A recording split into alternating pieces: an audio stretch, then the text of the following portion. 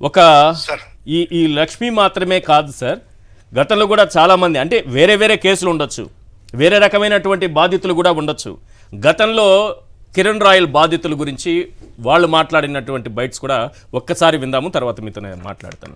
ఒకసారి కిరణ్ రాయల్ బాధితులు అంటే లక్ష్మి గారు కాకుండా అంటే ఈ హింస అనేది లేకపోతే ఇబ్బంది పెట్టడం అనేది రకరకాల దారుల్లో ఉన్నట్టుగా కనిపిస్తోంది ఆ బైట్స్ వింటుంటే. శివశంకర్ గారు, ఎందుకు దీనిపైన మీ పార్టీ చాలా గట్టిగా స్పందించాల్సినటువంటి అవసరం ఉంది? ఫస్ట్ ఇది వైఎస్ఆర్సీపీ అని కూడా అన్నారు ఆయన, అతనే అన్నాడు కిరణ్ రాయల్, ఇదంతా వైఎస్ఆర్సీపీ వాళ్ళు క్రియేట్ చేసింది, దీని వెనక వైఎస్ఆర్సీపీ వాళ్ళు ఉన్నారని. తర్వాత మాట మార్చి సొంత పార్టీ నాయకులు మా ఇంటి దొంగలు కూడా ఉన్నారని చెప్పుకున్నాడు. ఏఐ టెక్నాలజీ అని కూడా, ఏఐ టెక్నాలజీ అంటే నాకు తెలిసి చంద్రబాబు నాయుడు గారికి తెలుసు ఆ టెక్నాలజీ, ఆయనకైతే పోయలేదు కానీ అదృష్టం కొద్ది, లేదంటే ముఖ్యమంత్రికి కూడా పూసేసే రకం వీళ్ళు. శివశంకర్ కూడా సాఫ్ట్వేర్ ప్లీజ్ సార్. మీకు సార్ ఇదంతా కూడా వీడియోలు చూస్తే ఇదంతా చూస్తా ఉంటే కిరణ్ రాయల్ అనేటువంటి వ్యక్తి క్యారెక్టర్ ఏంటి, అతని నేపథ్యం ఏంటి అనేటువంటిది తిరుపతి వాసులందరికీ తెలుసు. అంటే ఏదో మనము జనసేన ఇన్ఛార్జ్ కదా అని చెప్పి ఒక ఈ యాంగిల్లో కాకుండా అతని వ్యక్తిత్వం ఏంటి, అతను ఏం చేశాడు, ఏం చేస్తున్నాడు అనేటువంటిది తెలుసు.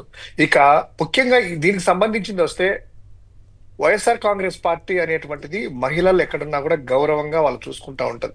ఈ మహిళకు సంబంధించింది ఆమె ఏదో ఆమె బతుకుతా ఉంది, ఆమెకు అన్యాయం జరిగింది, పోలీస్ స్టేషన్కి వెళ్ళింది, తన బాధ అంతా చెప్పుకుంది. ఇక్కడ వైఎస్ఆర్ కాంగ్రెస్ పార్టీకి సంబంధం లేదు.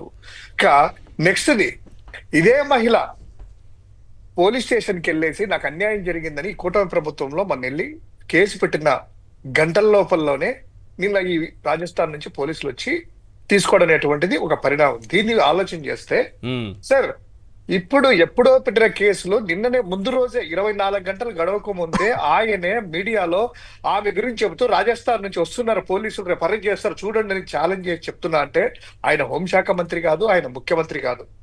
ఎందుకంటే రాజస్థాన్ ఇంటర్ స్టేట్ నుంచి వచ్చి అరెస్ట్ చేస్తున్నారని ముందే చెప్పానంటే ఇక్కడ మనం అర్థం చేసుకోవచ్చు ఎంత లెవెల్లో జరిగింది.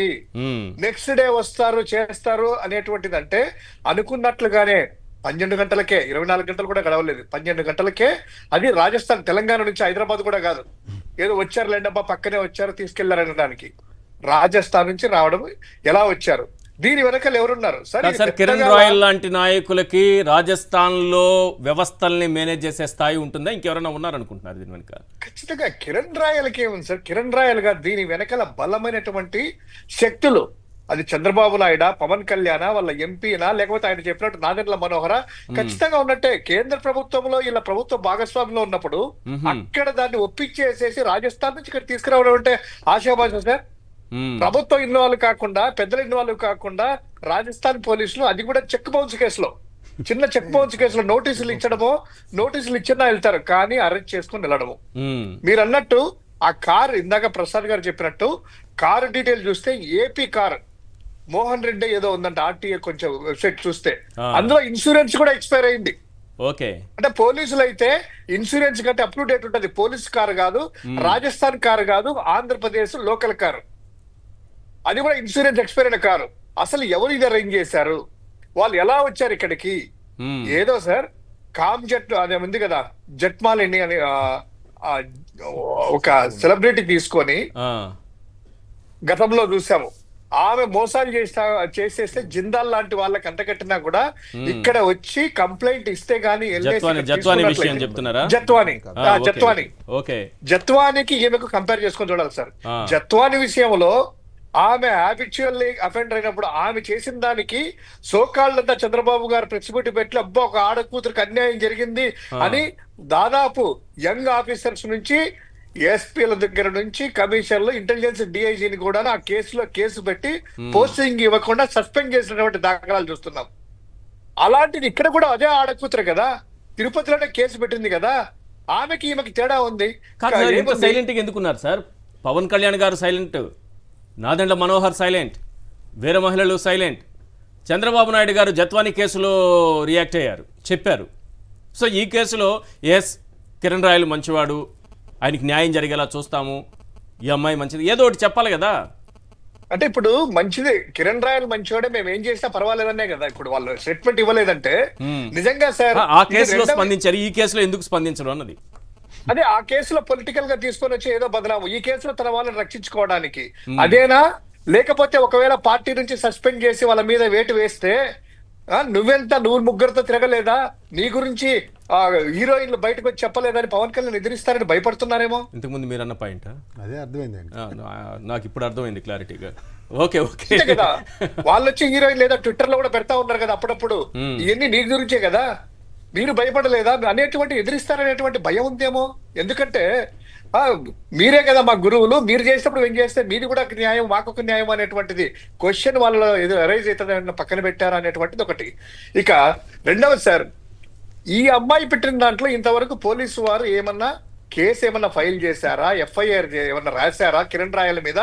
నాకు అన్యాయం జరిగింది, నన్ను వాడుకున్నాడను ఆమె చెప్పింది కదా క్లియర్ కట్ గానే మీడియాలో, నన్ను ఆర్థికంగా తీసుకున్నాడు, నా దగ్గర ఎవిడెన్స్ కూడా ఉన్నాయి, డాక్యుమెంట్లు అనేటువంటిది వెళ్ళి కేసు పెట్టినప్పుడు నిన్న పోలీస్ స్టేషన్ లో ఈ కూటమి ప్రభుత్వంలో ఆ అమ్మాయికి ఎందుకని కేసు కట్టారా లేదని కూడా అనుమానంగా ఉంది. అసలు రాసుకున్నారా లేదా కేసు అనేటువంటిది ఉంది. ఎందుకంటే ఆ కేసు వివరాలన్నా కూడా ఇవ్వాలి కదా. కిరణ్ రాయల్ మీద పెట్టారు, ఈ అమ్మాయి ఇచ్చింది, ఇంత సెన్సేషనల్ అయ్యి రాష్ట్రం అంతా డిస్కస్ చేసినప్పుడు ఆ ఎస్పీ గారో లేకపోతే కన్సర్న్ డిఎస్పీ గారో దాని గురించి మాట్లాడాలి కదా. నిమ్మకు నీరెత్తినట్లుగా ఉన్నారు. అంటే ఏది ఏమైనా పర్వాలేదు, మేము మా పార్టీ వాళ్ళు ఏం చేసినా పర్వాలేదు. ఇదే తిరుపతి జిల్లాలో సత్యవేడు ఎమ్మెల్యేగా ఉన్నటువంటి ఆదిమూలం గారు ఆ హోటల్ భీమాస్ హోటల్లో వీడియోలు బయటకు వస్తే ఆ అమ్మాయికి ఆమె వెళ్ళి కంప్లైంట్ చేస్తే ఆ వీడియోలు నెట్టింట్లో మొత్తం అంతా కూడా సర్క్యులేట్ అయిన తర్వాత కూడాను దానికి కూడా ఇలానే చంద్రబాబు నాయుడు గారు దీని గురించి ఎక్స్ప్లెనేషన్ అడిగారు అని ఒక లెటర్ వచ్చింది. తర్వాత ఏమైందో లెటర్ తెలియదు. విత్డ్రా అయిపోయినట్టుంది ఆ కేసు. అదే కేసు విత్డ్రాల్ చేయించారు. ఈ కేసులో కూడా అలాంటిది ఏదన్నా ఇప్పుడు ఆ అమ్మాయిని అక్కడికి రాజస్థాన్కి తరలించారు, జైపూర్ పోలీస్ స్టేషన్ లో పెట్టారని అంటున్నారు కదా. అక్కడ నుంచి బెదిరించి ఏమన్నా మళ్ళీ ఇట్లాంటివి ఏమన్నా జరిగే అవకాశాలు ఏమన్నా ఉన్నాయా? మీకు అనుమానాలు ఏమైనా ఉన్నాయా? డౌట్ ఎందుకు సార్? అనుమానం అసలు అనుమానపడాల్సిన అవసరమే లేదు. ఇప్పుడు ఆమెను ఎలా టార్చర్ పెడతారో ఎలా వస్తారో చూసారు కదా. మన తిరుపతి ఎన్నికల్లోనే ఒక ఎమ్మెల్సీని అదేవిధంగా 4 కార్పొరేటర్లను ఇష్టం వచ్చినట్టు కొట్టారని చెప్పి వాళ్ళు కాలు మీద పడ్డారు డిప్యూటీ మేయర్ ఎన్నికల్లోనే. ఈమెను కూడా ఎల్లేసేసి నాదేమీ లేదు, నాకు సెటిల్ అయిపోయింది, ఏదో ఇచ్చారని చెప్పి ఆ అమ్మాయితో బెదిరించి చేసేంత వరకు ఇది ఒక నాటకం కొనసాగుతూనే ఉంటది. అంతేగాని వస్తుంటాయా? ఖచ్చితంగా వస్తా ఉంటాయి. లాయర్ గారు కూడా కిరణ్ రాయ్లో మిగతా వాళ్ళు చెప్తున్నట్టు వైఎస్ఆర్సీపీనే దీని వెనక ఉందని అని వాళ్ళు స్టేట్మెంట్లు ఇస్తున్నారు కదా. ఆ అమ్మాయిని బెదిరించి శివశంకర్ రెడ్డి ఉన్నారని చెప్పిచ్చేస్తే అదే వైఎస్ఆర్ కాంగ్రెస్ పార్టీకి ఆ గతి పట్టలేదు సార్. వైఎస్ఆర్ కాంగ్రెస్ పార్టీ కూడా ఇలాంటివి చేయలేదు. ఏదైనా చేయొచ్చు. జగన్మోహన్ రెడ్డి గారు మీరు అన్నట్టు ఒక దిక్కుమాలిన చాలు పెట్టి జగన్మోహన్ రెడ్డి వర్సెస్ కిరణ్ రాయల్ అని కనీసం అంటే కనుక ఆలోచన చేయాలి కానీ వాళ్ళకి కనీసం అన్నం తింటున్నారా ఇంకేమైనా తింటున్నారనే ఆలోచన కూడా లేకుండా ఆ టైటిల్స్ ఏంటి అదేంటి చేసినటువంటి వ్యవహారం చిల్లర వ్యవహారము, పరువు తక్కువ వ్యవహారము, తల దించుకునే వ్యవహారము, దాన్ని కప్పిపించుకోవడానికి హీరోలాగా ఎలివేట్ చేస్తూ శనివారం రోజు నుంచి లెక్కేసుకోండి sir. Saturday Sunday Monday Tuesday వరకు వచ్చేసాం మనం. 4 రోజులు అయిపోతుంది. ఇప్పటి వరకు ఏమీ యాక్షన్ లేదు, ఒక్కరో మాట్లాడలేదంటే ఈ పవన్ కళ్యాణ్ నాదెండ్ల మనోహర్ ఇట్లా సీనియర్ నాయకులే ఉన్నారు, లేదంటే ఎంపీలు ఎవరో ఉన్నారంటున్నారు. ఇవి ఒక క్లారిటీకి రావచ్చా ప్రజలంతా? ఒకటే సార్, ఢిల్లీ రాజస్థాన్ నుంచి పోలీసులు ఇక్కడికి వచ్చారు గంటల వ్యవధిలో అంటే ఖచ్చితంగా విమానాల్లో రావాలి, స్పెషల్ చాపర్ అన్న వేసుకొని వచ్చి ఉండాలి. ఎందుకంటే రాజస్థాన్ నుంచి తిరుపతికి విమానాలు లేవు కాబట్టి 12 గంటల్లోనే. అంత పెద్దల వ్యవహారం లేకపోతే అంత ఈజీగా జరిగేటువంటి వ్యవహారమా? రైట్. ఖచ్చితంగా ఏదో సెలబ్రిటీనో అయితే లేకపోతే ఏదో హీరోనో కొన్ని 100 కోట్ల రూపాయలు ఎగరగొట్టాడంటే ఆ కేసుల్లో కూడా రావట్లేదు. పోలీసులు నోటీసులు ఇచ్చేటువంటి పరిస్థితి ఉంది. ఇమ్మీడియట్ గా వచ్చి వాళ్ళకి సమయం ఇవ్వకుండా నోటీసులు ఇవ్వకుండా పికప్ చేసుకుని వెళ్ళిపోయినారు అంటే కనుక పెద్దల హస్తం ఖచ్చితంగా ఉన్నట్లే. చంద్రబాబు కూడా దీనికి వాడుకుంటున్నాడు. ఎటు ఇదంతా రాష్ట్రంలో అంతా కూడా డిస్కస్ చేసుకుంటున్నారు కదా, నా మద్యం ధరలు మొత్తం 20% పెంచేద్దాము, మొత్తం అంతా కూడా ఇది కూడా ఎవరికి కూడా డిస్కషన్ రాలేదు చూడండి.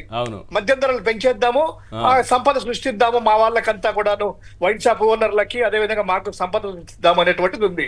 ఆయనకి ఏమైంది, సరే మా వాళ్ళని రక్షిస్తున్నాడు కదా అది రాకుండా అనేటువంటిది వాళ్ళకు ఉంది. మ్యూచువల్ అండర్స్టాండింగ్ తో వెళ్తా ఉన్నారు. మద్యం రేట్లు ఎంత పెంచినా తాగుబోతులు ప్రశ్నించినా తాగుతూనే ఉంటారు, మందు బాబులు తాగుతూనే ఉంటారు. వాళ్ళ తరపున మనం పోయినా పెద్ద ఉపయోగం ఏం లేదు. వాళ్ళకి కావాల్సింది మందు. వాళ్ళని నారావారి సారాలో ఆ మత్తులో ఎప్పుడో దించేశారు ఆయన.